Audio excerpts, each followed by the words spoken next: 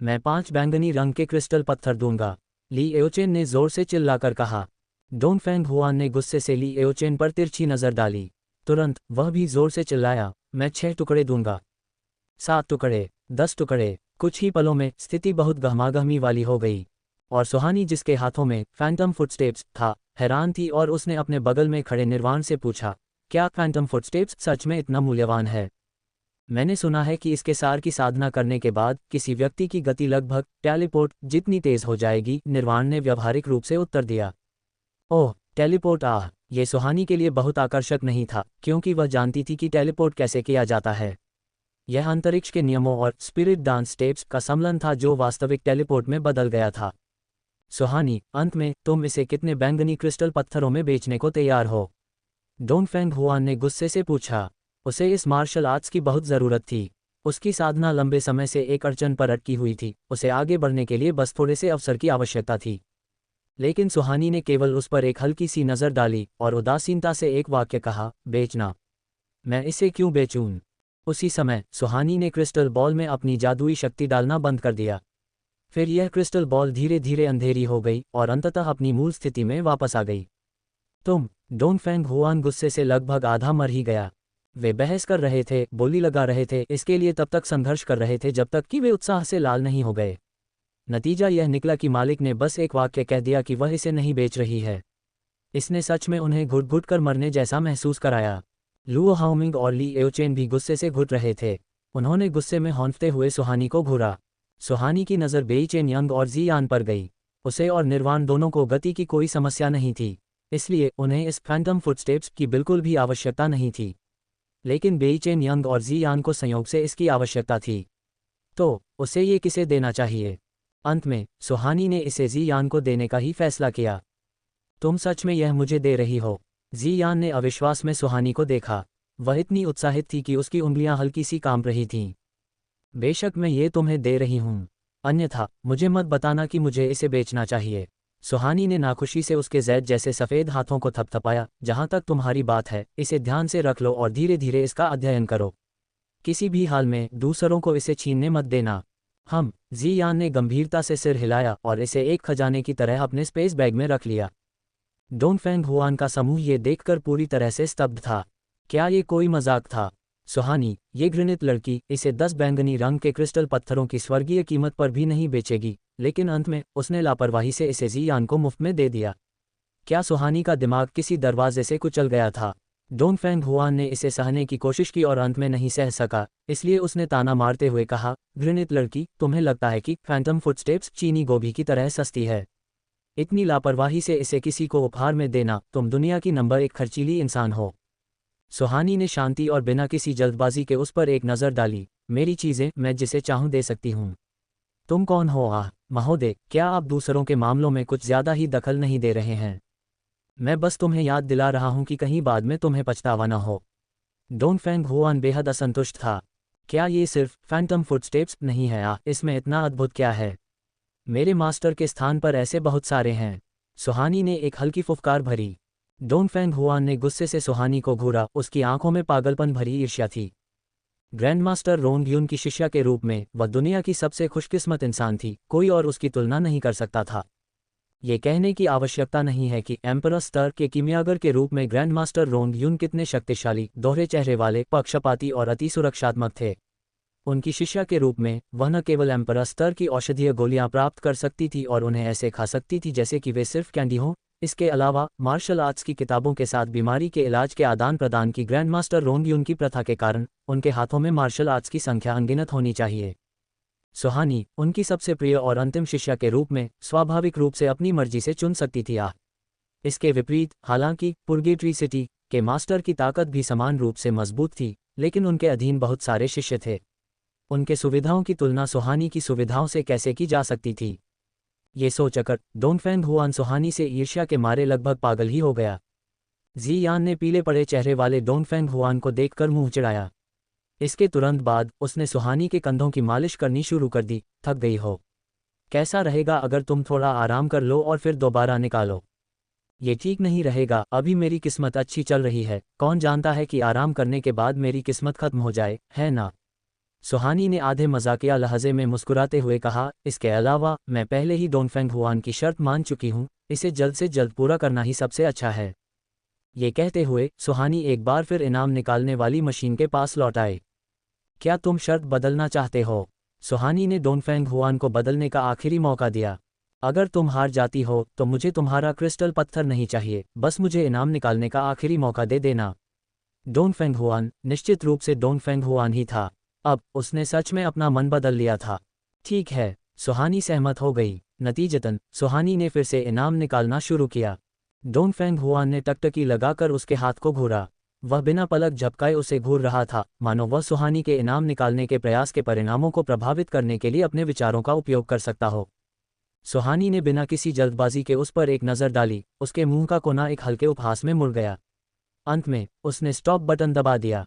घूमते हुए नंबरों की गति धीरे धीरे कम हो गई। अंत में ये 7 नंबर पर आकर रुक गया। 7 नंबर। जी यान और बेई चेन यंग उत्साह से चिल्ला पड़े। उन्होंने लगभग एक दूसरे को कसकर गले लगा लिया। लुओ लुओ जीत गई, हा हा हा हा। न केवल ये 7 नंबर है, बल्कि उसे एक बैंगनी रंग का क्रिस्टल पत्थर भी मिल गया। सच में बहुत बढ़िया। जी यान ने जोर से जयकार की और यहाँ तक कि उसने उत्साहपूर्वक ताली भी बजाई। इसके विपरीत डोंगफेंग हुआन का चेहरा ऐसा लग रहा था जैसे किसी ने उसे जोरदार थप्पड़ मार दिया हो। लाल और हरे रंग के बीच बदलता हुआ, शर्मिंदा और क्रोधित। डोंगफेंग हुआन, ये बैंगनी रंग का क्रिस्टल पत्थर, ये व्यक्ति मैं खुशी से स्वीकार करेगी। सुहानी ने एक भौं उठाए।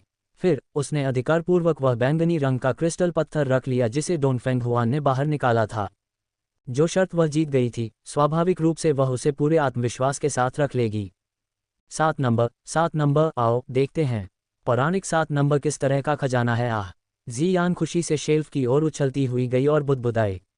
यहाँ अचानक उसकी आंखें चमक उठीं क्योंकि उसने उत्साह से बीच के पास एक जगह की ओर इशारा किया। यह क्या है? सुहानी आगे बढ़ी और ध्यान से इसकी जांच की। यह जैद का एक टुकड़ा लग रहा है। सुहानी के भाव पानी की तरह शांत थे जब उसने हल्के से कहा, लेकिन उसका दिल अचानक चमक उठा। उस समय आदरणीय डिवाइन ड्रैगन ने उसे जैद का एक टुकड़ा दिया था। ये पता लगाने के बाद कि इस पर ग्रेट डायमेंशनल इम्प्रिंट उकेरा गया है, अब तक उसने तीनों स्तरों को सीखना समाप्त कर लिया था और इसके सभी रहस्यों में पूरी तरह से महारत हासिल कर ली थी। कहने का मतलब ये था कि उस समय आदरणीय डिवाइन ड्रैगन ने उसे जैद का जो टुकड़ा दिया था, वह अब उसके बहुत काम का नहीं था। बेशक वह पहले ही इसका अध्ययन कर चुकी थी, इसलिए सुहानी का मानना था कि जब तक वह जैद के टुकड़े को पीसकर पाउडर नहीं बना देती, आदरणीय डिवाइन ड्रैगन प्रकट हो जाएंगे। अब यह जैद का टुकड़ा सुहानी के हाथ में स्थिर पड़ा था। इसका रंग गहरा हरा था, मानो पूरी तरह से पानी से भरा हो। बस जैद का इतना साधारण सा टुकड़ा। डोंगफेंग हुआन ने तिरस्कारपूर्वक उपहास किया। सुहानी उस पर ध्यान नहीं दे रही थी। उसने अपनी जादुई शक्ति का एक धागा इसके अंदर डाला। क्योंकि जब सुहानी ने इस जैद के टुकड़े को अपने हाथ में पकड़ा तो उसने पाया कि जैद का ये टुकड़ा निश्चित रूप से इतना साधारण नहीं था। जादुई शक्ति के उस धागे के अंदर जाने के मद्देनज़र इसके तुरंत बाद सुहानी की आंखों में एक खुशी का भाव कौंध गया। हे भगवान, इससे पहले लगातार 10 से अधिक बार की बदकिस्मती, क्या ये सिर्फ इसलिए मौजूद थी ताकि वह वर्तमान पुरस्कार प्राप्त कर सके? अगर यह सच में ऐसा था तो सुहानी सच में देवताओं की आभारी थी। जब से सुहानी ने अपने प्रकाश तत्व को जागृत किया था, वह मास्टर ग्रैंड मास्टर रोंग यून से इस पर मार्शल आर्ट्स की एक किताब मांगने के लिए दौड़ पड़ी थी। लेकिन मास्टर ने उसे बताया था कि उनके पास वास्तव में प्रकाश तत्व की मार्शल आर्ट्स है, लेकिन केवल बीच की किताब। उनके पास पहला भाग नहीं था जो नींव सिखाता है। पहले भाग के बिना केवल मध्य भाग होने का क्या उपयोग था? इसलिए इस बार सीक्रेट रोमिंग ड्रैगन टेरिटरी में प्रवेश करते समय सुहानी का रवैया बस एक कोशिश करने वाला था। लेकिन उसने कभी उम्मीद नहीं की थी कि यह अभी शुरू ही हुआ था और उसकी किस्मत छप्पर फाड़कर उस पर मेहरबान थी, जिसने प्रकाश तत्व की मार्शल आर्ट्स का पहला भाग निकाल लिया। ऐसा लग रहा था कि देवता वास्तव में उसकी देखभाल कर रहे थे। इस दुनिया में क्योंकि प्रकाश तत्व धीरे धीरे कम होकर लुप्त हो गया था, इसलिए इस पर लगभग कोई मार्शल आर्ट्स पीछे नहीं बची थी। सुहानी का प्रकाश मार्शल आर्ट्स का पहला भाग प्राप्त करने में सक्षम होना, यह एक बहुत ही सौभाग्य की बात थी। सुहानी के भाव पानी की तरह शांत थे। उसने शांति से जैद का टुकड़ा रख लिया। यह अच्छा नहीं है, जी यान ने धीमी आवाज में पूछा, क्योंकि सुहानी के भाव बहुत सामान्य लग रहे थे। यह बुरा भी नहीं है। सुहानी ने अनिच्छा से सिर हिलाया, मानो वह खुद को यही भाव बनाए रखने के लिए मजबूर कर रही हो। डोंगफेंग हुआन जोर से हंस पड़ा। लगता है कि यह कोई अच्छी चीज नहीं है, तो खुद को मजबूर मत करो, क्या इसमें कोई मजा है? भले ही यह जैद का सबसे आम टुकड़ा हो, इससे तुम्हारा क्या लेना देना है? क्या तुम इसे नियंत्रित कर सकते हो? सुहानी ने ठंडी फुफकार भरी। डोंगफेंग हुआन ने भी ठंडी फुफकार भरी। अब केवल आखिरी मौका बचा है, क्या तुम अभी भी शर्त लगाने की हिम्मत करती हो?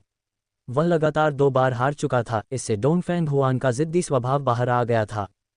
तुम किस पर शर्त लगाना चाहते हो? मैं अंत तक तुम्हारा साथ दूंगी। सुहानी ने बहुत गर्व से एक भौं उठाए। डोंगफेंग हुआन ने सुहानी को इतनी सीधे तौर पर सहमत होते देखा तो वह उसे घूरे बिना नहीं रह सका। अचानक उसकी आंखों में एक चमक कौंधी। मैं तुम्हें 3 बैंगनी रंग के क्रिस्टल पत्थर दूंगा ताकि तुम मुझे इनाम निकालने का आखिरी मौका बेच सको, कैसा रहेगा? 3 बैंगनी रंग के क्रिस्टल पत्थर।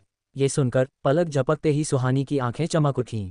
3 बैंगनी रंग के क्रिस्टल पत्थर कोई छोटी संख्या नहीं थी, क्योंकि यह बैंगनी रंग का था और हरा, नीला या स्यान जैसे रंगों का नहीं।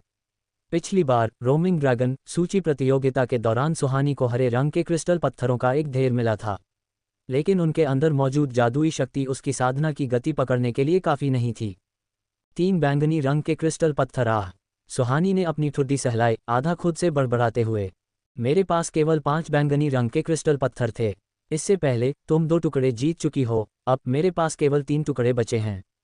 अगर तुम कीमत बढ़ाना चाहती हो तो माफ़ करना, मेरे पास नहीं है। डोंगफेंग हुआन बहुत स्पष्ट और निर्णायक था। सुहानी की नज़र शेल्फ पर रखी चीज़ों पर गई।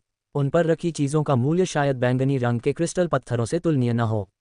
इसके बारे में सोचने के बाद सुहानी ने अपनी सहमति में सिर हिलाया। सुहानी को सहमत होते देख डोंगफेंग हुआन ने राहत की सांस ली। नतीजतन सुहानी ने वे 3 बैंगनी रंग के क्रिस्टल पत्थर रख लिए। इसके तुरंत बाद उसने डोंगफेंग हुआन को निकालने का आखिरी मौका दे दिया। डोंगफेंग हुआन बिल्कुल बीच में खड़ा हो गया। ली एओचेन और लुओ हाओमिंग उसके बगल में थे। बिना जाने ही ये तीनों, जिनका रिश्ता इतना अच्छा नहीं था, अब पहले ही एक समूह बन चुके थे। यह उचित ही था। सुहानी की तरफ के 4 लोग एक छोटा समूह था। अगर वे एक समूह नहीं बनते तो सुहानी के समूह के साथ संघर्ष करते समय वे निश्चित रूप से चीज़ें नहीं जीत पाते। इस तरह का परिणाम तो निश्चित रूप से होना ही था। लुओ हाओमिंग और ली एओचेन दोनों ने ईर्ष्या से डोंगफेंग हुआन को देखा। अगर उनके हाथ में भी बैंगनी रंग के क्रिस्टल पत्थर होते तो वे निश्चित रूप से सुहानी से लॉटरी निकालने का मौका खरीद लेते।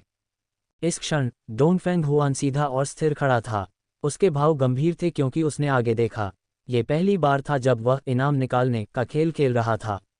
इसके अलावा ये 3 बैंगनी रंग के क्रिस्टल पत्थरों के बदले लिया गया एक अनमोल अवसर था। अब उसके मूड में उत्साह का एक धागा था। डोंगफेंग हुआन ने एक गहरी सांस ली, फिर धीरे धीरे स्टार्ट बटन दबाया। नतीजतन स्क्रीन पर बिजली की तेजी से अनगिनत नंबर घूमने लगे। गति इतनी तेज थी कि वे पलक झपकते ही गुजर जाते थे, जिससे लोगों के लिए कोई पैटर्न खोजना असंभव हो जाता था। कोई केवल अपनी किस्मत पर भरोसा कर सकता था। अब नंबर गोल गोल घूम रहे थे, लेकिन डोंगफेंग हुआन अभी भी शांत बना रहा। सभी लोग एक तरफ चुपचाप इसे देख रहे थे, किसी ने भी इसे परेशान करने के लिए आवाज़ नहीं निकाली, क्योंकि आखिरकार ये 3 बैंगनी रंग के क्रिस्टल पत्थरों के बदले लिया गया था। अगर कोई अनहोनी हो गई तो कोई भी इसकी जिम्मेदारी लेने का जोखिम नहीं उठा सकता था। अचानक डोंगफेंग हुआन का हाथ हिला। किसी ने केवल उसके हाथ की परछाई को तेजी से गुजरते देखा और स्क्रीन पर नंबर धीमा होने लगा। 1, 16, 75, 30। नंबर धीरे धीरे, बहुत धीरे हो गए। अंत में ये लगभग एक नंबर पर रुकने ही वाला था। क्या ये सही नहीं हो सकता? डोंगफेंग हुआन की किस्मत इतनी अच्छी कैसे हो सकती है? यहाँ खजानों की कीमती होने का क्रम व्यवस्थित था। नंबर जितना आगे छोटा होगा, खजाना उतना ही अधिक कीमती होगा।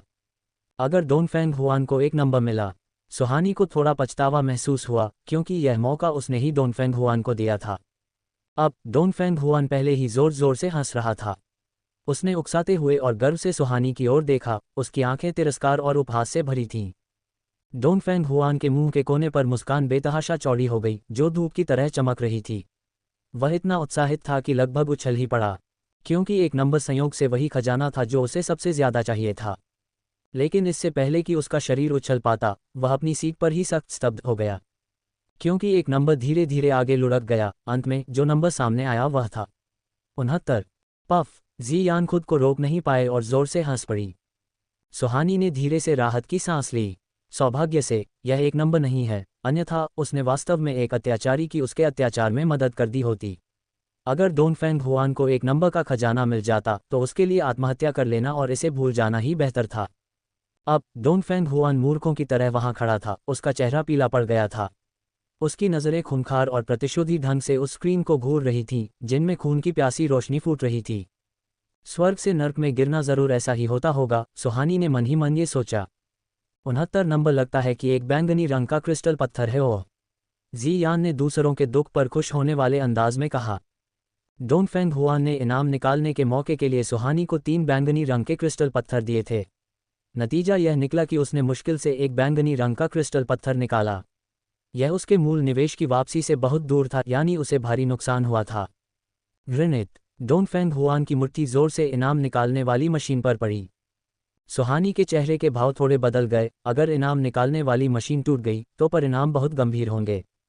लेकिन सुहानी की उम्मीद से परे यह बात हुई कि जब डोंगफेंग हुआन की मुट्ठी नीचे पड़ी तो उस पतली स्क्रीन से एक गर्म रोशनी वापस परावर्तित होती हुई प्रतीत हुई। डोंगफेंग हुआन की मुट्ठी सीधे वापस उछल गई। उसी समय डोंगफेंग हुआन की आकृति थम थम की आवाज़ के साथ पीछे हट गई। 7-8 कदम पीछे हटने के बाद ही वह बड़ी मुश्किल से रुक पाया। डोंगफेंग हुआन ने हवा का एक बड़ा घूंट खींचा। उसका माथा पसीने की महीन बूंदों से ढका हुआ था जो अभी नीचे लुढ़क रही थीं। इससे ये देखा जा सकता था कि स्क्रीन से डोंगफेंग हुआन की ओर वापस उछलने में कितनी विनाशकारी शक्ति थी। डोंगफेंग हुआन को याद आया कि यह सीक्रेट रोमिंग ड्रैगन टेरिटरी थी। उसका मूल क्रोधित मूड बहुत तेजी से गायब हो गया। उसने सफ़ेद दाढ़ी वाले बूढ़े दादा की ओर सम्मानपूर्वक अपने हाथ जोड़े। ये लड़का अभी अभी बहुत गर्म दिमाग गुस्सैल हो गया था। बुजुर्ग से अनुरोध है कि कृपया मुझे क्षमा करें। सफ़ेद दाढ़ी वाले बूढ़े दादा ऐसा लग रहा था मानो गहरी नींद में डूब गए हों। बस उसे नज़रअंदाज कर दिया। उन्होंने तो हल्के हल्के खर्राटे भी लेने शुरू कर दिए। सुहानी ने अपने होंठ सिकुड़े और मुस्कुराए। केवल तभी जब डोंगफेंग हुआन ने अपने अपराध की माफ़ी मांगी तब इन सफ़ेद दाढ़ी वाले बूढ़े दादा ने खर्राटे लिए। क्या ये कुछ ज़्यादा ही स्पष्ट रूप से नहीं किया गया था? लेकिन किसने डोंगफेंग हुआन को उसकी नज़र में मामलों को ठीक से न संभालने के लिए कहा था? सुहानी का उसे माफ़ी मांगने में मदद करने का कोई इरादा नहीं था। इस बार के इनाम निकालने को लेकर ये कहा जा सकता है कि सुहानी एक बहुत ही लाभदायक यात्रा से लौटी थी। उन 5 बैंगनी रंग के क्रिस्टल पत्थरों का तो जिक्र ही छोड़ दे जिन्हें उसने डोंगफेंग हुआन के हाथ से ठग लिया था। इस बार उसने जी यान को इमेज क्रिस्टल बॉल भी दी और प्रकाश तत्व के नियम का पहला भाग भी प्राप्त किया। इस बार सीक्रेट रोमिंग ड्रैगन टेरिटरी के अंदर भले ही बाद में उसे कोई अन्य खजाना न मिले, बस इन दोनों का होना ही पहले से ही बहुत मूल्यवान था। लेकिन इस क्षण बेई चेन यंग का पूरा शरीर धातु की शेल्फ से चिपका हुआ लग रहा था। चाहे कुछ भी हो जाए वे उसे दूर नहीं खींच पा रहे थे। बड़ी मुश्किल से सुहानी ने आखिरकार उसे खींचकर दूर किया। वह अभी भी हर कदम पर 3 बार पीछे मुड़कर देख रहा था। अचानक सुहानी के दिमाग में एक विचार कौंधा। उसने अपना सिर घुमाकर सफ़ेद दाढ़ी वाले बूढ़े दादा से पूछा, बूढ़े दादा, क्या इस दुकान के खुलने का कोई निश्चित समय है? अगर हम और सफ़ेद पत्थर ले आएं, तो क्या हम अभी भी आकर आपसे उन्हें बदल सकते हैं? पहले वे सफ़ेद दाढ़ी वाले बूढ़े दादा की बातों से गुमराह हो गए थे। सभी को लगा कि यह एकमात्र मौका है। लेकिन सुहानी को लगा कि शायद यह इतना आसान नहीं है। सुहानी ने सोचा कि शायद ये सफ़ेद दाढ़ी वाला बूढ़ा दादा ऑनलाइन गेम्स के एनपीसी की तरह है, जिसके पास विशिष्ट वाक्य होते हैं जो किसी छिपे हुए मिशन को ट्रिगर कर सकते हैं। किसी को भी उम्मीद नहीं थी कि सुहानी का ये सवाल सच में निशाने पर लगेगा। सफ़ेद दाढ़ी वाले बूढ़े दादा ने अपनी आंखें नहीं खोली बल्कि बोलने के लिए अपना मुंह खोला। पूर्व दिशा वाले पेड़ों के झुरमुट में अभी भी 3 दिन बचे हैं। जल्दी जाओ और जल्दी वापस आओ। इन कुछ सरल शब्दों में ही समय, स्थान और मिशन सब कुछ संक्षेप में बता दिया गया था। ठीक है, तब तक आप अच्छी तरह सो जाए, सुहानी ने मीठी मुस्कान के साथ कहा और जल्दी से सभी के साथ पूर्व दिशा वाले पेड़ों के झुरमुट की ओर चल दी। लेकिन इस समय डोंगफेंग हुआन के समूह के लोगों ने एक दूसरे को देखा। इसके बाद उन्होंने पूर्व दिशा वाले पेड़ों के झुरमुट में जाने के लिए अपनी सबसे तेज मार्शल आर्ट्स का इस्तेमाल किया। दौड़ पड़े। पहले मुझे कैसे नहीं पता था कि पहले सीनियर भाई इतने बेशर्म हैं। जी यान ने अपने दोनों हाथ कूल्हों पर रखे हुए गुस्से में थूकते हुए कहा। पहले वाले सीनियर भाई अलग थलग, दूरस्थ रूप से ठंडे और उदासीन थे, बिल्कुल स्वर्ग के किसी देवता की तरह। अब उनकी वह छवि पूरी तरह से नष्ट हो गई है, पूरी तरह से खत्म। सुहानी ने ये सुना और वह हंसे बिना नहीं रह सकी। डोंगफेंग हुआन ने दरवाजे संप्रदाय में बहुत पहले प्रवेश किया था, इसलिए उसकी उम्र उनसे बड़ी थी। कई साथी शिष्यों के बीच वह एक उत्कृष्ट अस्तित्व था। अब जब स्वार्थ और हितों का टकराव था तो स्वाभाविक रूप से उसका मूल स्वभाव उजागर हो गया था। भूल जाओ, भले ही वे तेज दौड़ें, लेकिन किस्मत हमारे साथ है। उनके तेज दौड़ने का क्या फ़ायदा? सुहानी को डोंगफेंग हुआन का दुश्मन को धोखा देने की कोशिश करने के बाद दोहरा नुकसान उठाना याद आया। उसने अपने 5 बैंगनी रंग के क्रिस्टल पत्थर सुहानी के हाथों को दिए थे, इसलिए सुहानी को खुद पर थोड़ा गर्व होना लाजिमी था। जैसा कि सुहानी ने कहा था, जब डोंगफेंग हुआन का समूह पूर्व दिशा वाले झुरमुट में दौड़ा तो उन्होंने चारों ओर देखा और उन्हें एक भी छिपी आंखों वाली बैंगनी मकड़ी नहीं मिली। तुम लोग यहाँ देखना जारी रखो। डोंगफेंग हुआन ने लुओ हाओमिंग और ली एओचेन को एक काम सौंपा। वह मुड़ा और जाने ही वाला था। तुम कहाँ जा रहे हो? लुओ हाओमिंग और ली एओचेन मूर्ख नहीं थे। दोनों डोंगफेंग हुआन के सामने खड़े हो गए, उसका रास्ता रोक लिया। स्वार्थ और फायदे के कारण साथ दौड़ने वाला ये समूह बहुत कमज़ोर था, ये कहा जा सकता है कि उनमें कोई भरोसा नहीं था। मैं एक नज़र देखने के लिए पुरानी मूल जगह पर जा रहा हूँ। डोंगफेंग हुआन ने अपने सामने खड़े दोनों लोगों को देखने के लिए ठंडी आंखों का इस्तेमाल किया। क्या तुम लोगों को लगता है कि मैं अपने लिए चीज़ें छिपाऊंगा? ये कहना मुश्किल है। ली एओचेन के मुंह का कोना एक रहस्यमयी मुस्कान के साथ हल्का सा ऊपर मुड़ गया। डोंगफेंग हुआन ने बहुत खूंखार तरीके से ली एओचेन को घूरा। चूंकि ऐसा ही है तो तुम लोग मेरे साथ आ सकते हो। अगर यहाँ छिपी आंखों वाली बैंगनी मकड़ियों की एक बड़ी मात्रा आ गई और सुहानी ने इस मौके को सस्ते में उठा लिया तो देखना तुम लोग कितना पछताओगे। बात खत्म करके डोंगफेंग हुआन ने अपनी आस्तीन झटकी और चला गया। ली एओचेन और लुओ हाओमिंग ने एक दूसरे को देखा, कुछ पलों के लिए समझ नहीं पाए कि क्या चुने। अभी अभी सफ़ेद दाढ़ी वाले बूढ़े दादा ने वास्तव में पूर्व दिशा वाले झुरमुट के बारे में कहा था, लेकिन वे जल्दी आ गए। उन्होंने पहले ही आसपास की खोज कर ली थी और उन्हें कुछ नहीं मिला। क्या ऐसा हो सकता है कि सफ़ेद दाढ़ी वाले बूढ़े दादा ने जो कहा वह झूठ था? जब वे दोनों आपस में बड़बड़ा रहे थे, डोंगफेंग हुआन तब तक दौड़ चुका था जब तक कि उसकी परछाई गायब नहीं हो गई। पहले हमें पीछे ही रहना चाहिए और देखना चाहिए कि सुहानी का समूह क्या करता है। पता नहीं क्यों, लेकिन अवचेतन रूप से लुओ हाओमिंग को डोंगफेंग हुआन की तुलना में सुहानी पर अधिक भरोसा था। नतीजतन वे दोनों एक शाखा पेड़ की डाल पर लेट गए। इंतजार किया और इंतजार किया, लेकिन लंबे समय तक इंतजार करने के बाद भी उन्होंने सुहानी के समूह को नहीं देखा। दोनों ने एक दूसरे को देखा और पाया कि स्थिति अधिक से अधिक गलत लग रही है। नतीजतन उन्होंने मूल रास्ते का अनुसरण किया और वापस लौट आए। क्या कारण था कि सुहानी का समूह पूर्वी दिशा के उस छोटे झुरमुट में नहीं पहुंचा था? ऐसा इसलिए था क्योंकि निर्वाण ने सुहानी को बताया था, छिपी आंखों वाली बैंगनी मकड़ियों को धूप पसंद है। अब पहले ही दोपहर हो चुकी थी। सूरज धीरे धीरे पश्चिम की ओर खिसक गया था, इसलिए ज्यादातर छिपी आंखों वाली बैंगनी मकड़ियां पश्चिम दिशा में होंगी। वे किसी भी तरह से पूर्व दिशा वाले झुरमुट में इकट्ठा नहीं हो सकती थीं। सुहानी कभी भी निर्वाण की बातों पर संदेह नहीं करेगी, इसलिए उनका समूह शान से पश्चिम की ओर चल दिया।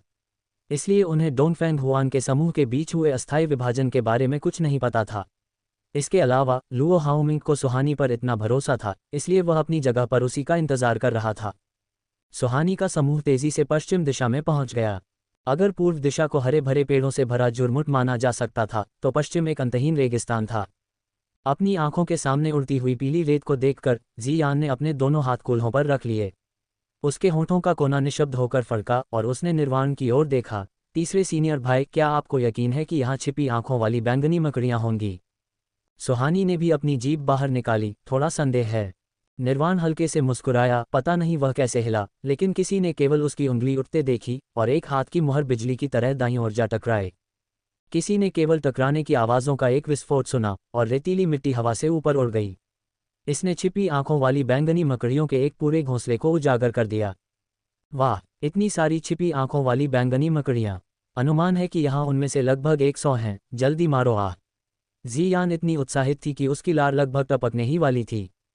जी यान की आंखों में ये कुछ गंदी और बेहद बदसूरत मकड़ियाँ नहीं थीं, बल्कि वे चमकदार सफ़ेद पत्थर थे जिन्हें खजाने निकालने के मौक़ों के लिए बदला जा सकता था। जी यान एक गोली की तरह थी जब वह छिपी आंखों वाली बैंगनी मकड़ियों के घेरे की ओर दौड़ी। बहुत तेजी से वह घनी रूप से भरी हुई छिपी आंखों वाली बैंगनी मकड़ियों के बीच दब गई। यह मूर्ख औरत! छिपी आंखों वाली बैंगनी मकड़ियाँ कम से कम 7वीं रैंक की हैं। इस तरह अंदर घुसना मौत को बुलावा देना है। बेईचेन यंग ने नाराज़गी से शिकायत की, लेकिन वह फिर भी स्वचालित रूप से उसके साथ कंधे से कंधा मिलाकर लड़ने के लिए दौड़ पड़ा। सुहानी और निर्वाण ने भी तुरंत अपना हमला शुरू कर दिया, क्योंकि यहाँ केवल उनका ही समूह नहीं था। इंतजार करो जब तक कि डोंगफेंग हुआन के समूह को ये पता न चल जाए कि उन्हें सफ़ेद दाढ़ी वाले बूढ़े दादा ने गुमराह किया था और वे उन्हें खोजने के लिए इधर न आ जाएं। तब ये फ़ायदा उनके दुश्मनों के द्वारा छीन लिया जाएगा। भविष्य में अगर वे इतना बड़ा घोंसला खोजना चाहते तो यह निश्चित रूप से कठिन होगा। इसलिए इस बार निर्वाण ने खुद को नहीं रोका। बिजली के गोलों की एक अनगिनत संख्या छिपी आंखों वाली बैंगनी मकड़ियों की ओर फूटी। दयनीय छिपी आंखों वाली बैंगनी मकड़ियां। उन्हें नहीं पता था कि यह उनका पूरा परिवार था या वे सिर्फ एक पार्टी के लिए इकट्ठे हुए थे। बस इसी तरह उनका पूरा घोंसला सुहानी के समूह द्वारा नष्ट कर दिया गया। एक अगरबत्ती जलने से भी कम समय में बड़ी और छोटी मिलाकर कुल 90 छिपी आंखों वाली बैंगनी मकड़ियां जमीन पर ढेर पड़ी थीं। सुहानी ने आग का एक स्तंभ छोड़ा और बहुत तेजी से वह समूह चमकीले सफ़ेद पत्थरों से भर गया। लुओ लुओ, सुहानी, जल्दी से इसे रख लो, जियान ने सुहानी से आग्रह किया। इनाम निकालते समय यह मुझे मेरी लालसा को पूरी तरह से संतुष्ट करने का मौका देगा। बिल्कुल सही, बिल्कुल सही। अंत में तुम्हारी किस्मत सबसे अच्छी है। बेई चेन यंग ने अपनी सहमति व्यक्त की। उन्हें सुहानी पर बिना शर्त भरोसा था, क्योंकि वे जानते थे अगर उनके अनुकूल खजाने होते तो सुहानी निश्चित रूप से उन्हें उनके लिए बचाकर रखेगी। ठीक पहले की तरह जब सुहानी ने वह क्रिस्टल बॉल जियान को दे दी थी, वह एक योग्य टीम की साथी थी जिस पर वे अपनी पीठ सौंप सकते थे, आंख मूंदकर भरोसा कर सकते थे। उन्हें एक दूसरे पर पूरा भरोसा था। सुहानी ने मुस्कुराते हुए सिर हिलाया, अपना हाथ हिलाया और क्रिस्टल पत्थरों के सभी 90 टुकड़े अपने स्पेस में डाल लिए। अगर हम भविष्य में छिपी आंखों वाली बैंगनी मकड़ियों के ऐसे ही ढेर खोज सकें तो यह अच्छा होगा। सुहानी ने बिखरी हुई कुछ छिपी आंखों वाली बैंगनी मकड़ियों को देखा। उसे उनका पीछा करने और मारने में कोई दिलचस्पी नहीं थी। निर्वाण ने चुपचाप सुहानी को देखा, फिर अचानक मुस्कुराया। उसके आकर्षक लाल होंठ हल्के से खुले। क्या तुम टेलीपोर्ट करना नहीं जानती हो? हाँ, सुहानी ने संदेह में अपना हथेली के आकार का छोटा चेहरा उठाया और उलझन में निर्वाण की ओर देखा। निर्वाण की नज़र एक बार चारों ओर घूमी, फिर सुहानी को देखकर मुस्कुराते हुए उसने अपनी एक भौं उठाई। उसकी लंबी और सनकरी फीनिक्स जैसी आंखों का कोना आकर्षक ढंग से घूमा। यहाँ 50 किलोमीटर से अधिक नहीं है, इसका निरीक्षण करना बहुत मुश्किल नहीं है। इस तरह से, क्या तुम्हारी इसमें कोई दिलचस्पी है? निर्वाण की उस नज़र से सुहानी लगभग अपने होश में ही नहीं लौट पा रही थी। जब वह होश में आई तो उसने झल्लाते हुए उसे घूरा। निरीक्षण? ठीक है, मेरा टेलीपोर्ट संयोग से काम आ सकता है। ठीक है, तुम बाईं ओर से शुरू करो, मैं दाईं ओर से शुरू करूंगा, निर्वाण ने सुझाव दिया। ठीक है। सुहानी ने अभी ये शब्द कहे ही थे कि उसकी आकृति गायब हो गई। यह मूर्ख लड़की खरगोश से भी तेज भाग गई। निर्वाण को समझ नहीं आ रहा था कि वह हंसे या रोए। उसने अपना सिर हिलाया और इसके तुरंत बाद उसकी आकृति भी धीरे धीरे धुंधली होकर गायब हो गई। अपनी मूल जगह पर केवल 2 आकृतियां पीछे छूट गई थीं, जो निराशा से एक दूसरे को देख रही थीं। जियान, हम दोनों, ऐसा लगता है कि हमें छोड़ दिया गया है। बेई चेन यंग ने अपना सिर खुजलाया। ऐसा ही लगता है। तो फिर अब हम क्या करें? पता नहीं वे कब निरीक्षण पूरा करेंगे। शायद तीसरे सीनियर भाई निर्वाण को सुहानी को सूर्यास्त देखने और एक रोमांटिक डेट पर ले जाने में दिलचस्पी हो। दूसरे लोग निश्चित रूप से ऐसा नहीं करेंगे, लेकिन तीसरे सीनियर भाई ने हमेशा वही किया था जो वह चाहते थे। एक सनक में बहकर वह सच में ऐसा कर सकते थे। चलो हम बचे कुचे बची हुई मकड़ियों को निपटाते हैं, बेई चेन यंग ने सुझाव दिया। उनकी मुख्य शक्ति निर्वाण और सुहानी के चले जाने के बाद बेई चेन यंग की छिपी आंखों वाली बैंगनी मकड़ियों के एक पूरे घोंसले को उकसाने की हिम्मत नहीं हुई।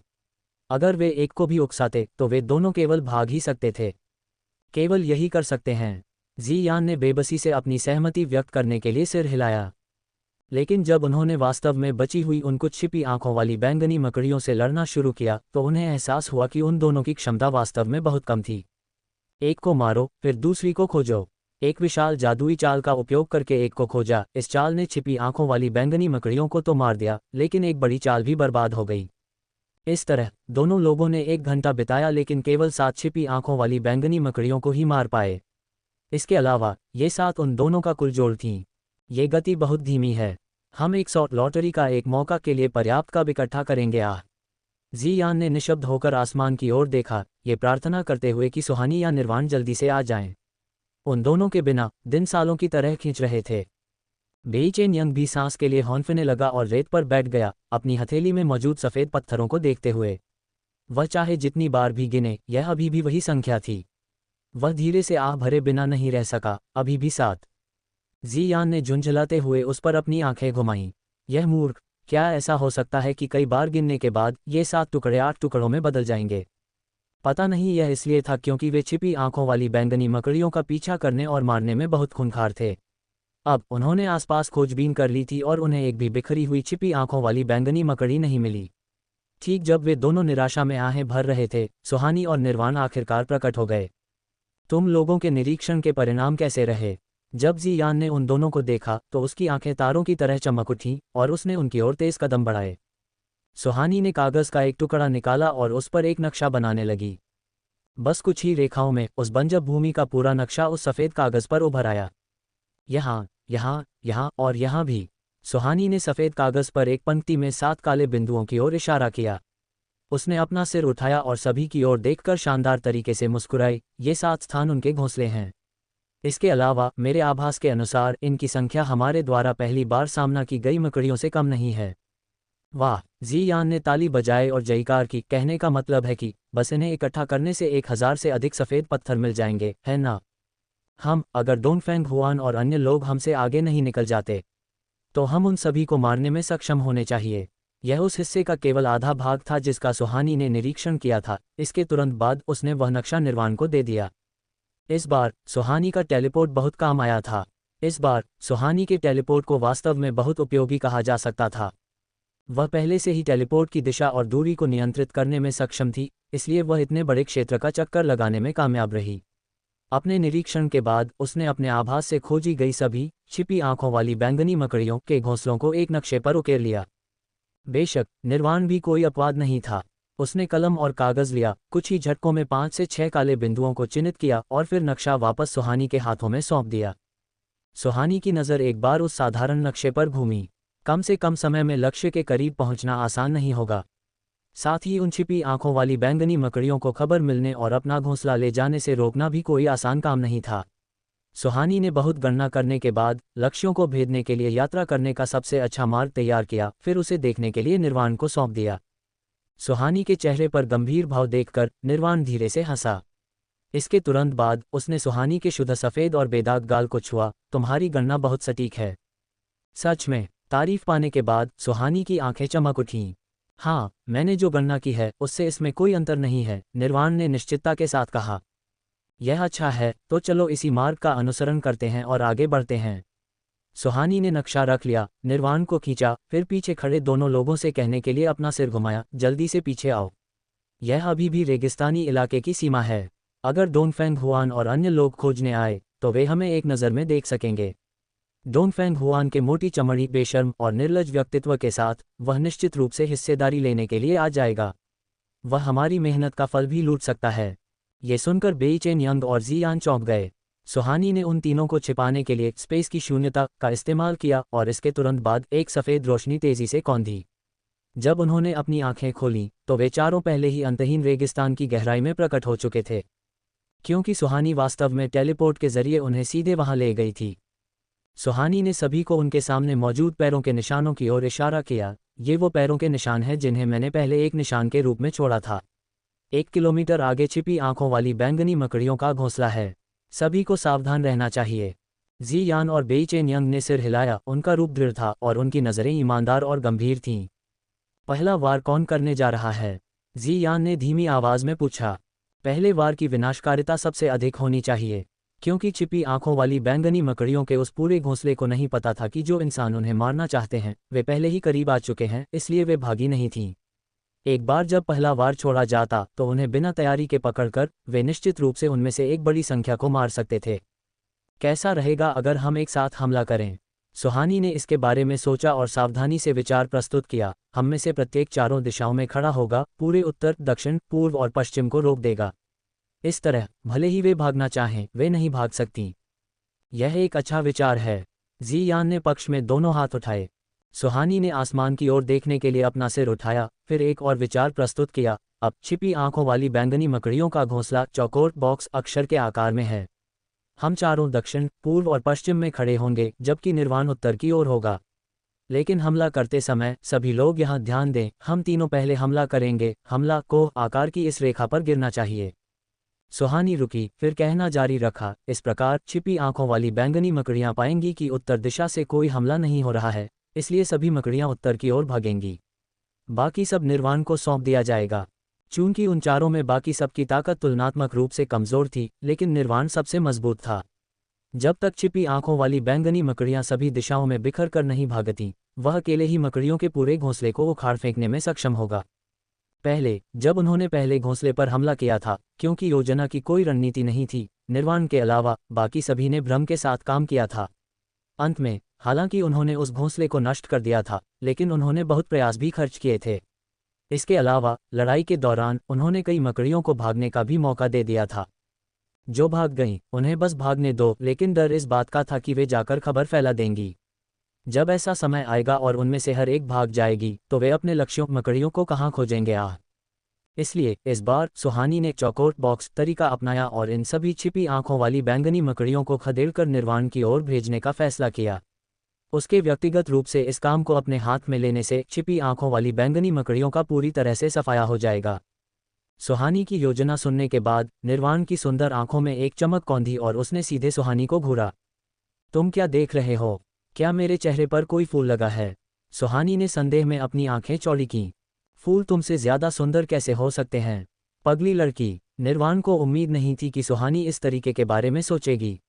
ये कहना ही होगा कि सुहानी की गणना बेहद सटीक थी और सभी की ताकतों के अनुसार थी, जिससे दक्षता दोगुनी हो गई। अगर यह ठीक है, तो क्या हम शुरू कर सकते हैं? सुहानी हमेशा चिंतित रहती थी कि डोंगफेंग हुआन उससे चीजें छीनने की कोशिश करेगा।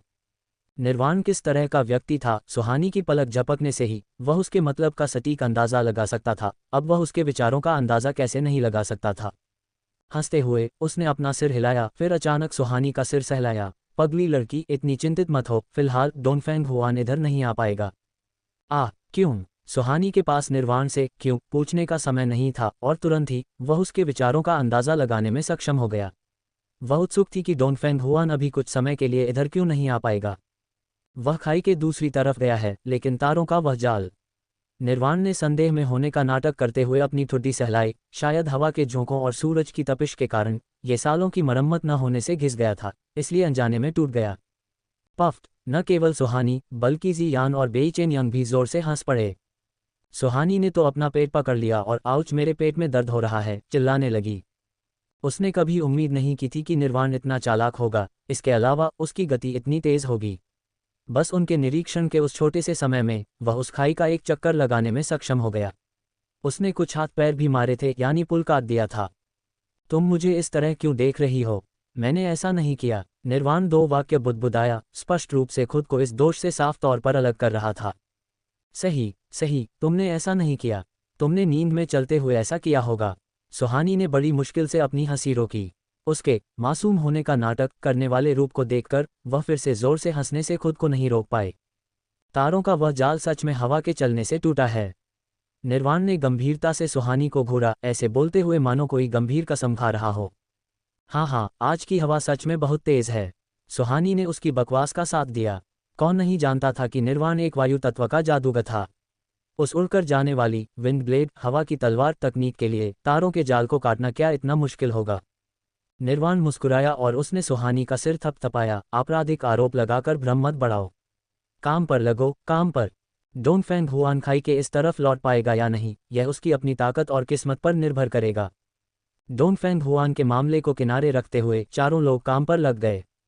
निर्वाण हवा के बीचों बीच उड़ा, उसकी तलवार की आभा कंपन भेज रही थी।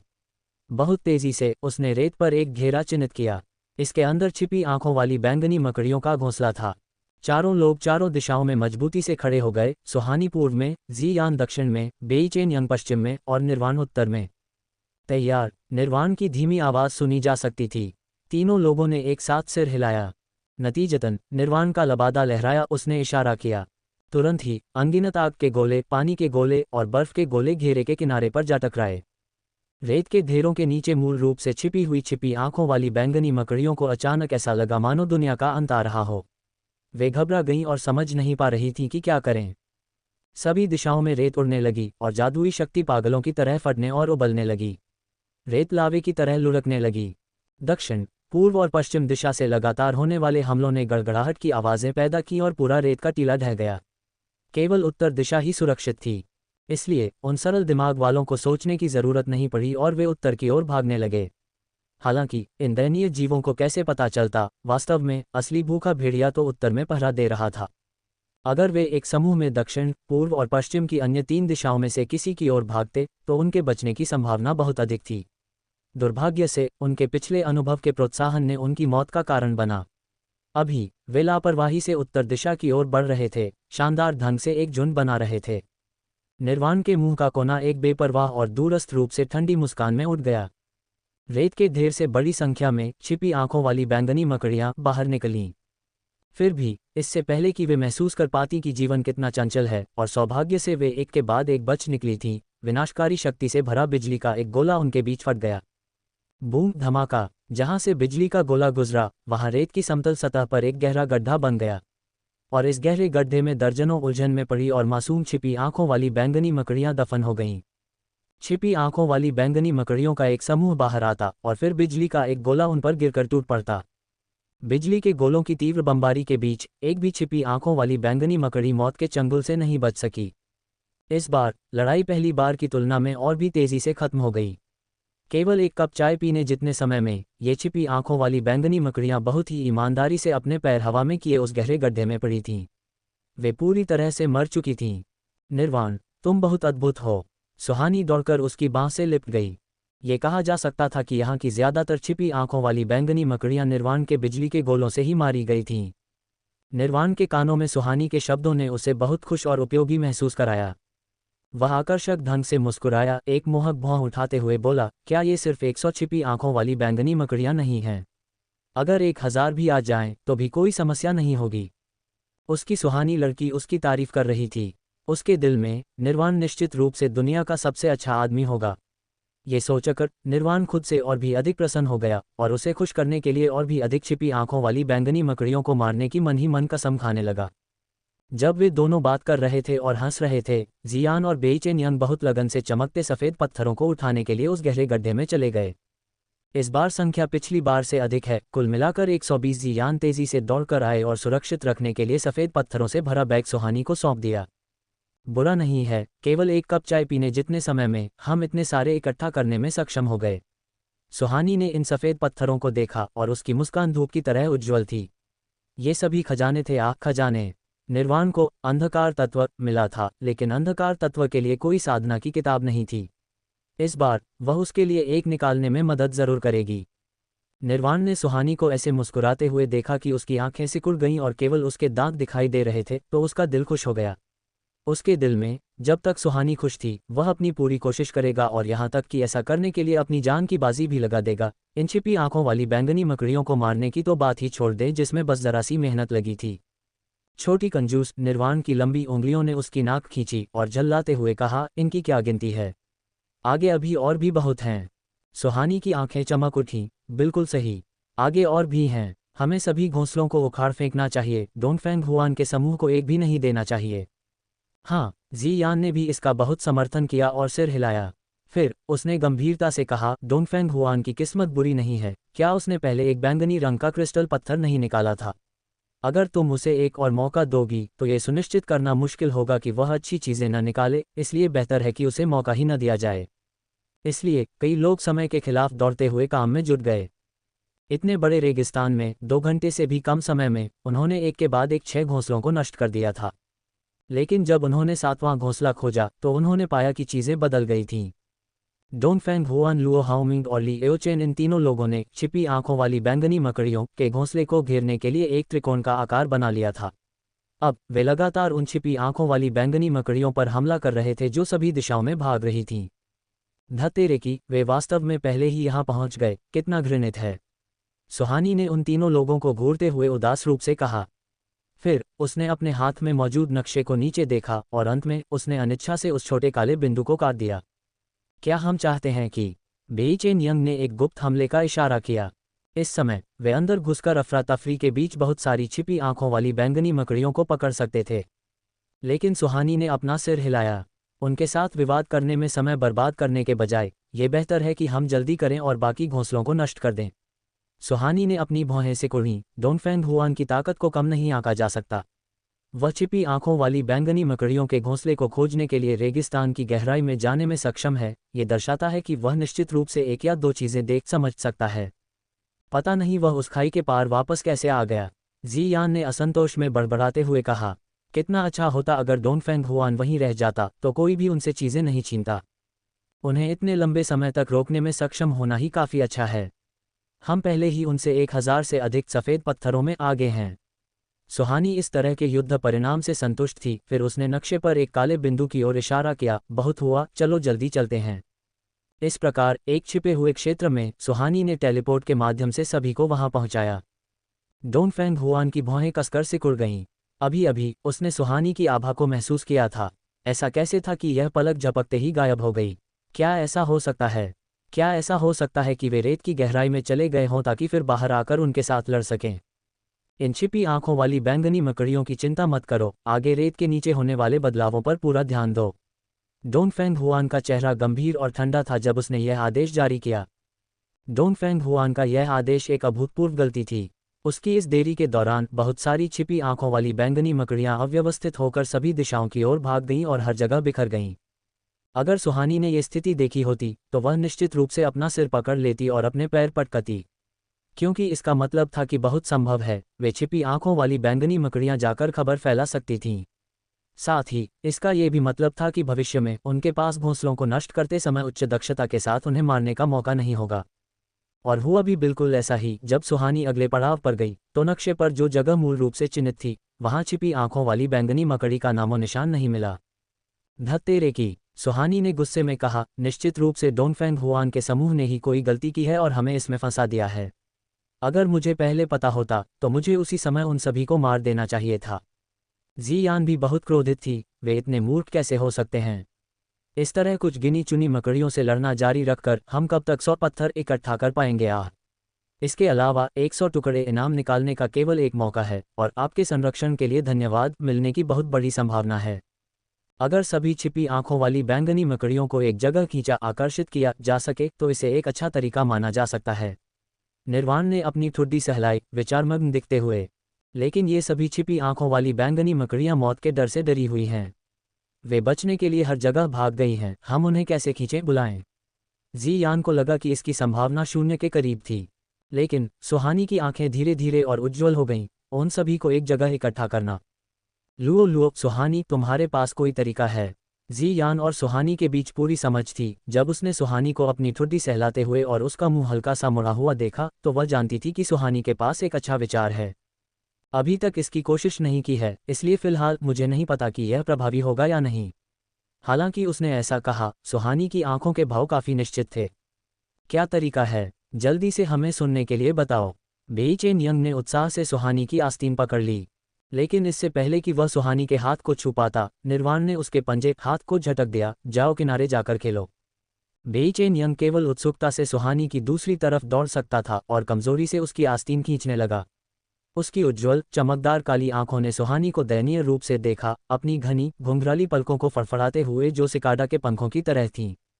सुहानी ने उसे इस तरह देखा और तुरंत बेबसी से अपना हाथ अपने माथे पर रख लिया। क्या ये बच्चा इतना मूर्ख नहीं हो सकता था? सुहानी ने बेबस महसूस किया और अपनी दाहिनी हथेली फैला दी। वहां उसके जैद जैसे हाथ के बीचों बीच जैद की एक छोटी सी बोतल रखी थी। जैद की बोतल के अंदर पानी के आर पार एक हल्की सी रोशनी तैर रही थी। उत्तम दर्जे का दिव्य स्पिरिट जल। बेई चेन यंग आश्चर्य से चिल्लाया। ये चीज एक खजाना थी। उस समय सुहानी ने उसे पीने के लिए कुछ दिया था। उसका प्रभाव बेहद अच्छा था। हाँ, उत्तम दर्जे का दिव्य स्पिरिट जल। सुहानी की आंखें आधी सिकुड़ गईं। गंभीरता की एक झलक कौंध गई। जहां तक मुझे पता है, जादुई जानवरों को उत्तम दर्जे का दिव्य स्पिरिट जल बहुत पसंद है। तुम बताओ, अगर मैं इसे छिपी आंखों वाली बैंगनी मकड़ियों को खींचने आकर्षित करने के लिए ले जाऊं तो क्या इसका कोई प्रभाव नहीं होगा? निश्चित रूप से होगा। बेई चेन यंग ने दृढ़ता से सिर हिलाया। भले ही तुम अपनी जान बचाने के लिए भाग रहे हो, फिर भी तुम हर चीज के बावजूद खींचे चले आओगे। निश्चित रूप से धन और सम्मान खतरे के बीच ही खोजे जाते हैं। बेई चेन यंग ने बार बार सिर हिलाया। सुहानी ने उत्तम दर्जे का दिव्य स्पिरिट जल रख लिया और संतुष्टि में सिर हिलाया। मुझे उम्मीद है कि छिपी आंखों वाली बैंगनी मकड़ियों का आईक्यू बुद्धिमत्ता बिल्कुल तुम्हारे जैसा ही होगा। बेई चेन यंग इसे समझने से पहले काफी देर तक खाली नजरों से घूरता रहा। जब वह बदला लेने के लिए सुहानी को खोजना चाहता था तो उसने देखा कि उसकी आकृति पहले ही एक सफेद रोशनी में गायब हो चुकी थी। क्या इतनी छोटी बोतल काफी है? बेई चेन यंग खुद से बड़बड़ाया। उस समय छोटे दिव्य ड्रैगन ने इस पानी का इस्तेमाल नहाने के लिए किया था। तुम ही बताओ कि उसके पास ये पर्याप्त है या नहीं। निर्वाण के होंठ एक रहस्यमयी मुस्कान में मुड़ गए। उसकी मुस्कान शैतानी रूप से आकर्षक और अतुलनीय रूप से सुंदर थी। कर क्या? बेईचेन यंग की आंखें तांबे की घंटियों जितनी बड़ी हो गईं। उत्साह में उसने लगभग अपनी जीभ ही काट ली। छोटे ड्रैगन ने इसका इस्तेमाल नहाने के लिए किया था। ये कैसे संभव है? ये बिल्कुल असंभव है। भले ही आप उसे मार डालें, फिर भी वह इस पर विश्वास नहीं करेगा। क्यों? क्योंकि यह उत्तम दर्जे का दिव्य स्पिरिट जल था। इसकी हर एक बूंद काफ़ी अच्छी कीमत के बराबर थी। फिर भी सुहानी ने वास्तव में इतने खर्चीले ढंग से छोटे ड्रैगन को इससे नहलाया, फिर भी उसे इससे नहाने दिया। क्या बर्बादी का ऐसा भी कोई तरीका हो सकता है? बेईचेन यंग ने अपना दृढ़ अविश्वास व्यक्त करते हुए बार बार अपना सिर हिलाया। निर्वाण इस पागल युवा के साथ सिर खपाने में बहुत आलस महसूस कर रहा था। वह अपनी पीठ के पीछे हाथ बांधे हुए सूखे सफ़ेद चिनार के पेड़ के सहारे लेट गया। उसकी नज़र नीले आसमान की ओर देख रही थी। इसके तुरंत बाद उसकी सुंदर आंखें बंद हो गईं, मानो वह सो गया हो। सुहानी की तरफ की प्रगति उतनी सहज नहीं थी जितनी उसने पहले कल्पना की थी।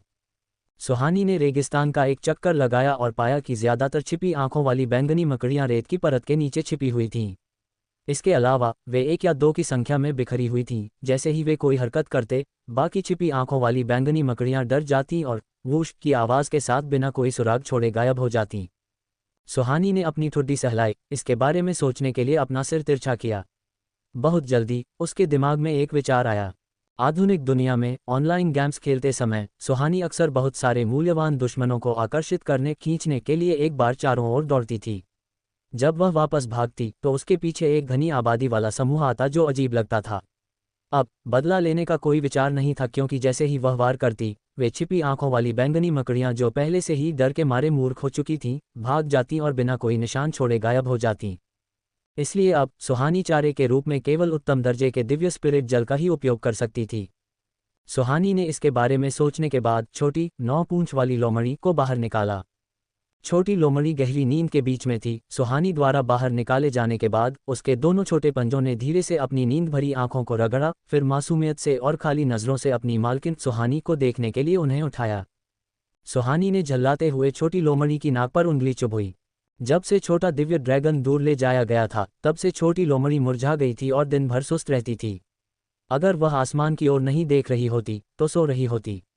उसे बाहर निकालने पर वह लड़ाकू हो जाती और झगड़ा करना पसंद करती। उसे स्पेस में रखने पर अगर वह आसमान को नहीं ताक रही होती तो सोती रहती, जिसे देखकर ही लोगों को दुख महसूस होता था। ठीक है, ऐसे मत रहो, थोड़ी अधिक जीवंत बनो। सुहानी ने उसके छोटे सिर को थपथपाया। अब चलो एक छोटा सा खेल खेलते हैं, ठीक है? उद्धरण चिन्ह dot dot dot dot dot dot उद्धरण चिन्ह। ठीक नहीं है। छोटी लोमड़ी ने अपना छोटा सिर हिलाया और सोने के लिए सुहानी के स्पेस में वापस भागना चाहा। लेकिन सुहानी उसे इतनी आसानी से कैसे जाने दे सकती थी? छोटी लोमड़ी की प्रतिक्रिया का इंतजार किए बिना high grade celestial spirit water, उच्च दर्जे का दिव्य स्पिरिट जल का एक बेसिन कटोरा उसके पूरे शरीर पर उड़ेल दिया गया। तुरंत ही इस प्यारी सी चीज के रोएंदार बाल पलक झपकते ही ऐसे लगने लगे मानो उसने पारदर्शी कपड़े पहन रखे हों। शुद्ध सफ़ेद बालों का शरीर उसके पूरे शरीर से चिपक गया था। आछू आछू, छोटी लोमड़ी बार बार छींकने लगी। अचानक चेहरे पर बर्फ जैसे ठंडे पानी की बौछार पड़ने से उसे इतनी ठंड लगी कि वह लगभग बीमार ही हो गई। हालांकि high grade celestial spirit water का आकर्षण सच में बहुत बड़ा था। छोटी लोमड़ी ने अवचेतन रूप से पानी की बूंदों को चाटकर साफ करने के लिए अपना सिर नीचे किया। लेकिन इससे पहले कि वह और चाट पाती, उसने पाया कि आसपास का माहौल कुछ गलत लग रहा था। एक मंदबुद्धि भोले तरीके से उसने अपना सिर उठाया और एक चकित भाव के साथ चारों ओर देखा। इसके बाद वह प्यारी छोटी लोमड़ी हक्की बक्की निशब्द रह गई। पता नहीं कहाँ से निकलकर आई मकड़ियों का एक समूह ठंडी, गहरी और चमकीली हरी आंखों से छोटी लोमड़ी को टकटकी लगाकर घूर रहा था। उनके भाव राक्षसों जैसे थे और उनके मुंह से लगातार लार टपक रही थी। छोटी लोमड़ी की प्यारी बड़ी आंखें झपकी और वह भोलेपन से देखती रही कि कैसे छिपी आंखों वाली बैंगनी मकड़ियां धीरे धीरे उसे घेर रही थीं। इन धधकती हुई लालची नज़रों ने उसके दिल को धक धक की आवाज़ के साथ उछलने पर मजबूर कर दिया। अगर यह सिर्फ एक या दो होती तो ठीक था, वह अपने पंजे की एक लहर से उन्हें निपटा सकती थी। लेकिन अब कम से कम कई सौ थीं। ठीक है, छोटी लोमड़ी मूर्ख नहीं थी। अपने चारों पंजों के साथ बिजली की तरह तेज वह अचानक विस्फोटक रूप से वहां से भागी और सीधे उन छिपी आंखों वाली बैंगनी मकड़ियों को टक्कर मारकर गिरा दिया जो उसे सामने से घेरने की कोशिश कर रही थीं। छोटी लोमड़ी की आकृति को गायब होने वाला देखकर छिपी आंखों वाली बैंगनी मकड़ियां चिंतित हो गईं। वह एक अच्छी चीज थी। हालांकि वे नहीं जानती थीं कि वह क्या अच्छी चीज थी, लेकिन वह महक, वह एहसास, वह निश्चित रूप से एक बेहतरीन प्राकृतिक रिस्टोरेटिव टॉनिक ताकत देने वाली दवा थी।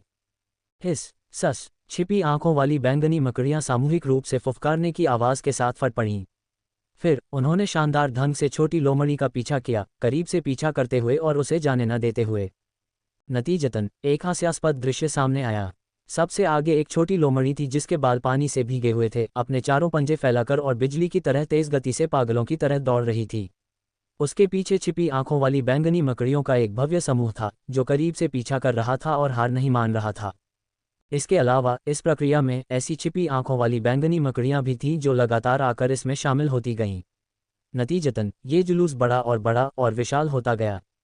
छोटी लोमड़ी तब तक दौड़ी जब तक कि वह सांस के लिए हौंफने नहीं लगी। जब उसने अपना सिर पीछे मुड़कर देखा तो वह अपने पीछे के जुलूस से लगभग मौत के घाट उतरने मरने की हद तक डर गई। बहुत सारी मकड़ियां, उन सभी की आंखों से हरी चमक निकल रही थी जो उसकी खाल उधेड़ने, उसकी नसें खींचने और उसका खून चूसने के लिए बेताब थीं। सच में बहुत डरावना। बूहू, रोने की आवाज़। छोटी लोमड़ी इतनी डरी हुई थी कि उसके पैर कांप रहे थे और वह लगभग सिर के बल गिरने ही वाली थी। इन दिनों वह खाती थी, फिर सोती थी और फिर खाती थी, जिससे वह मोटी हो गई थी। सच में घृणित। जबकि छोटी लोमड़ी लगातार बड़बड़ाती रही और चुपचाप कोसती रही, फिर भी उसने अपने चारों पंजे फैलाए और बिजली की तरह तेज गति से दौड़ी। उसके मुंह से पुची पुची की आवाज़ें आ रही थीं और वह जोर जोर से हौंफ रही थी। अब सुहानी पहले ही टेलीपोर्ट करके वापस आ चुकी थी ताकि सभी को लड़ाई के लिए उचित तैयारी करने को कह सके। क्या सच में उन्हें खींच आकर्षित कर लिया है? बेई चेन यंग ने देखा कि सुहानी खाली हाथ थी और वह कुछ हद तक संदेहास्पद हुए बिना नहीं रह सका। तुम्हें निश्चिंत रहना चाहिए, जब समय आएगा तो गारंटी है कि तुम जितनी मारना चाहते हो उतनी मार सकोगे। तुम्हारी एकमात्र चिंता ये होनी चाहिए कि कहीं तुम ही उन छिपी आंखों वाली बैंगनी मकड़ियों द्वारा न मार दिए जाओ। हे, बेई चेन यंग बिल्कुल भी आश्वस्त नहीं था। वे छोटे 7वें रैंक के जानवर इस दादा मेरे की आंखों में केवल एक चींटी के समान अस्तित्व हैं। उन्हें आसानी से कुचला जा सकता है। सच में? सुहानी हल्की सी मुस्कुराए, उसकी उंगली ने सामने की ओर इशारा किया, बेई चेन यंग को संकेत देते हुए। जरा देखो वे क्या हैं। बेई चेन यंग ने सुहानी की नज़र की दिशा में देखा। इस एक नज़र ने उसके पूरे शरीर पर रोंगटे खड़े कर दिए। हे भगवान, वे क्या हैं? क्या वे सभी घनी रूप से भरी हुई चीज़ें चींटियां हैं? बेई चेन यंग घबराहट में चिल्लाया। सुहानी ने एक मूर्ख को देखने वाली नज़र का इस्तेमाल करते हुए उस पर एक नज़र डाली। उसके होंठ निशब्द होकर फड़के। तुम्हें क्या लगता है सामने दौड़ने वाली वह छोटी लोमड़ी है? बेई चेन यंग उत्साह से चिल्लाया, छोटी लोमड़ी को पीछे छोड़ा जाने वाला है। जल्दी भागो, जल्दी भागो। निश्चिंत रहो, मैंने पहले ही छोटी लोमड़ी की गति को अपनी गणना में रख लिया है। यहाँ तक दौड़ना कोई समस्या नहीं है, सुहानी ने उसे झल्लाते हुए बताया। निर्वाण खुश था और उसे यह मज़ेदार लगा जब उसने सुहानी का सिर थपथपाया। तेजी से भागती, छिपी आंखों वाली बैंगनी मकड़ियों की ये कतारें सच में बहुत ज़्यादा थीं। अगर वे सामने से हमला करते तो उस समय, अगर वे मकड़ियाँ सभी दिशाओं में भाग जातीं तो उन्हें समेटना मारना आसान नहीं होता।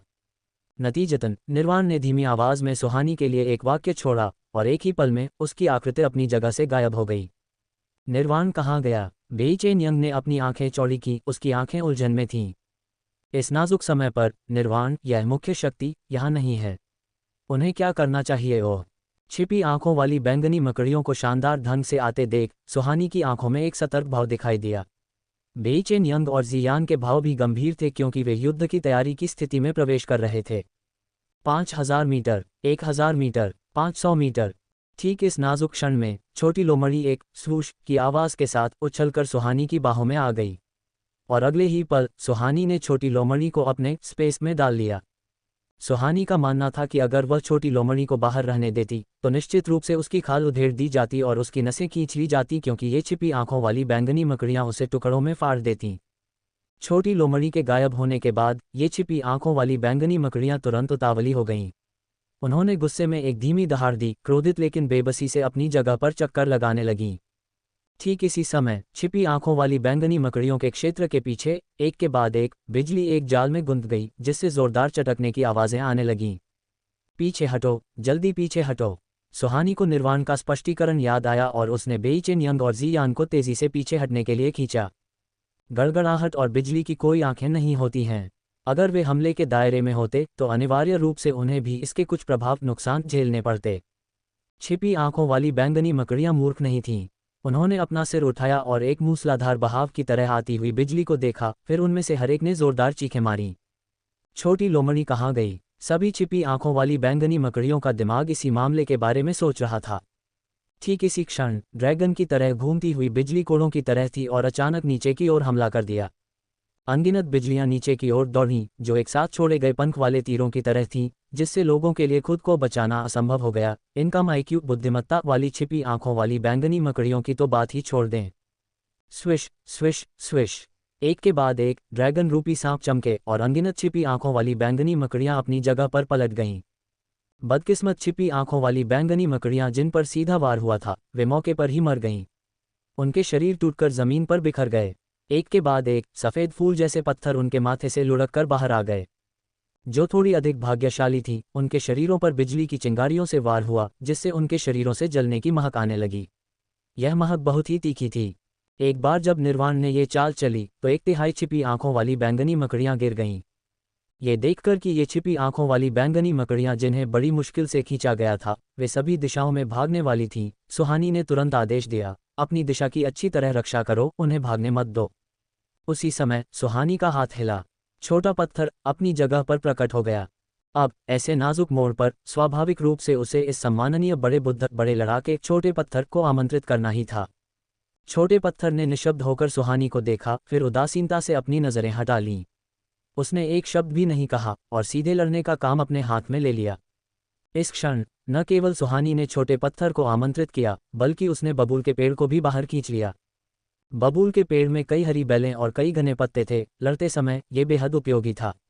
लेकिन सुहानी ने उसे केवल एक काम करने के लिए कहा, इन छिपी आंखों वाली बैंगनी मकड़ियों को रोकने का कोई तरीका सोचो, उन्हें भागने मत दो। इससे पहले कि वेरिएंट बबूल का पेड़ कोई जवाब दे पाता, सुहानी की आकृति पहले ही अपनी जगह से गायब हो चुकी थी। उन्हें रोकें। वेरिएंट बबूल के पेड़ के पास अन्य कोई तरीका नहीं था। उसके पास जो एकमात्र तरीका था, वह सबसे रूखा और प्रभावी था। किसी ने केवल उसकी जड़ प्रणाली को ढीली रेतीली मिट्टी में तेजी से जड़ें जमाते देखा। जड़ प्रणाली तेजी से मिट्टी की निचली परत में सभी दिशाओं में फैल गई और बड़ी हो गई। उसी समय तने पर मौजूद शाखाएं और पत्ते भी तेजी से बाहर की ओर फैल गए। किसी ने केवल स्वूश की आवाज़ सुनी, और जब सुहानी ने मुड़कर एक बार फिर देखा, तो उसने देखा कि चारों ओर एक घनी बाढ़ बन गई थी। वेरिएंट बबूल के पेड़ ने पहले ही सभी को और सभी छिपी आंखों वाली बैंगनी मकड़ियों को बाढ़ के अंदर कैद कर लिया था। बहुत बढ़िया, सुहानी ने अपने दिल से तारीफ की। पेड़ द्वारा बनाई गई इस बाढ़ के साथ वे दरवाज़ा बंद कर सकते थे और कुत्ते को मार सकते थे, यानी दुश्मन को फंसाकर मार सकते थे, और इन सभी छिपी आंखों वाली बैंगनी मकड़ियों को एक ही बार में पकड़ सकते थे। केवल वेरिएंट बबूल के पेड़ ने सुहानी को शब्द संदेश भेजे, ये कहते हुए कि इस तरह की चीज़ों में भारी मात्रा में ऊर्जा खर्च होती है। वह ज़्यादा से ज़्यादा केवल एक अगरबत्ती जलने जितने समय तक ही इसे रोक सकता था। एक अगरबत्ती जलने जितना समय, ये पर्याप्त से भी अधिक है। सुहानी शानदार ढंग से मुस्कुराए। इसके तुरंत बाद वह छिपी आंखों वाली बैंगनी मकड़ियों की भीड़ में घुस गई और छोटे पत्थर की तरह लड़ने लगी। इस क्षण दुश्मन चारों ओर थे। गलती से अपनों को घायल करने की चिंता करने की जरूरत नहीं थी, इसलिए सुहानी ने अपनी पूरी ताकत लगा दी। आग का गोला, आग का स्तंभ, धधकती आग, आग का समुद्र।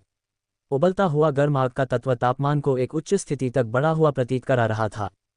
जाल में फंस चुकी अनगिनत छिपी आंखों वाली बैंगनी मकड़ियां गुस्से में चिल्लाने लगीं, फुफकारने लगीं और दर्द से जमीन पर लौटने लगीं। लेकिन वे चाहे जितना भी लोटपोट कर लें, उनके शरीर की आग फिर भी बुझ नहीं पा रही थी। जलना और धधकना, ये जितना जलता उतना ही बड़ा होता जाता। वेरिएंट बबूल के पेड़ द्वारा बाढ़ में कैद किए जाने के बाद इन छिपी आंखों वाली बैंगनी मकड़ियों के पास भागने की कोई जगह नहीं थी। वे घबरा गईं और जमीन के नीचे भागने का विकल्प चुना और 2-3 के समूह में एक घेरा बना लिया। उन्होंने सुहानी के समूह पर समूहों में हमला किया। इस समय सुहानी की आंखें अचानक चमक उठीं। उसने जोर से जियान और बेईचेन यंग को पुकारा, तुम लोग जल्दी से इधर आओ। बेईचेन यंग बहुत खुश नहीं था कि लड़ाई में बाधा पड़ी, लेकिन वह अपने दिल में मौजूद उत्सुकता को दबा नहीं सका। वह फिर भी उत्सुकता से दौड़कर आया, तुम क्या कर रही हो? क्या इतनी जबरदस्त लड़ाई के बीच मैं पहले ही 15 मकड़ियों को निपटा चुका हूँ। सुहानी ने झल्लाते हुए उस पर अपनी आंखें घुमाईं। केवल 15? क्या सच में इस पर इतना गर्व करना उचित है? अगर हम एक साथ काम करें तो मैं गारंटी देती हूं कि तुम दोनों दिल खोलकर और बिजली की तरह तेजी से मारोगे। अब जियान पहले ही आ चुकी थी और सुहानी के सामने आज्ञाकारी रूप से खड़ी होकर यह सब सुन रही थी। बेईचेन यंग के विपरीत, जिसके पास कहने के लिए बहुत सारी बकवास थी। क्या तुम्हारे पास पूरक के रूप में और अधिक औषधीय गोलियां हैं? बेई चेन यंग की नज़र चमकी, अगर वह उन औषधीय गोलियों को खाता जिनमें महान पूरक गुण थे तो एक पल में उसकी ताकत बढ़ जाती। फिर क्या इन छिपी आंखों वाली बैंगनी मकड़ियों को मारना चींटियों पर कदम रखने जितना आसान नहीं हो जाता। सुहानी ने झुंझलाते हुए उस पर अपनी आंखें घुमाईं। अगर मेरे पास कुछ होती तो मैंने उन्हें पहले ही बाहर निकाल लिया होता, मैं अब तक इंतजार क्यों करती। तो अगर कुछ नहीं है तो मैं पहले जा रहा हूँ। बेई चेन यंग ने निराश होने का नाटक किया और जाने के लिए मुड़ा। सामान्य ज्ञान के अनुसार चून की सुहानी ने उसे बुलाया था, इसलिए वह निश्चित रूप से उसे रोकने के लिए आवाज़ लगाती। लेकिन जिस बात ने उसे निराश किया वह ये थी कि सुहानी ने न केवल उसे नहीं रोका बल्कि उसने उसे पूरी तरह से नज़रअंदाज कर दिया। उसने केवल जी यान से बात की। चलो हम एक साथ काम करें, सुहानी ने हंसते हुए कहा।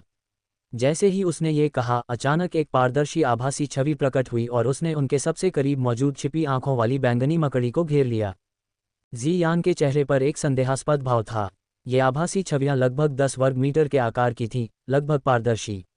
लेकिन अगर कोई ध्यान से देखे तो वह पाएगा कि आभासी छवि के अंदर का स्थान थोड़ा सिकुड़ा हुआ था। अंदर जाओ, सुहानी ने जी यान को स्पेस की शून्यता में प्रवेश करने का संकेत दिया और उसने फिर से समझाया, ये कहते हुए, अब इन छिपी आंखों वाली बैंगनी मकड़ियों की ताकत मेरे द्वारा 50% तक कम कर दी गई है। अगर तुम अब अंदर दौड़कर जाती हो तो मैं गारंटी देती हूँ कि तुम एक वार से एक को मार दोगी, इसमें कोई गलती नहीं होगी। सुहानी की स्पेस की शून्यता 10वें रैंक के विशेषज्ञ के खिलाफ लगभग बेकार थी, लेकिन ये छिपी आंखों वाली बैंगनी मकड़ियां केवल 7वीं या 8वीं रैंक की थीं। इसलिए इसका प्रभाव असाधारण रूप से अच्छा था। सुहानी ने केवल थोड़ी सी ताकत का उपयोग किया और उनकी ताकत आधे से अधिक कम हो गई। जी यान ये देखकर लगभग हक्की बक्की रह गई और बुदबुदाते हुए पूछा, ताकत आधे से अधिक कम हो गई। इसके तुरंत बाद उसकी नज़र छिपी आंखों वाली बैंगनी मकड़ियों के उस बड़े समूह के शरीर पर पड़ी। निश्चित रूप से उसने पाया कि इन छिपी आंखों वाली बैंगनी मकड़ियों की हरकतें धीमी थीं और उनके सिर मूर्ख और सुस्त लग रहे थे। जी यान के होश में आने का इंतजार किए बिना सुहानी चेंग यंग तलवार लहराते हुए पहले ही अंदर घुस चुकी थी।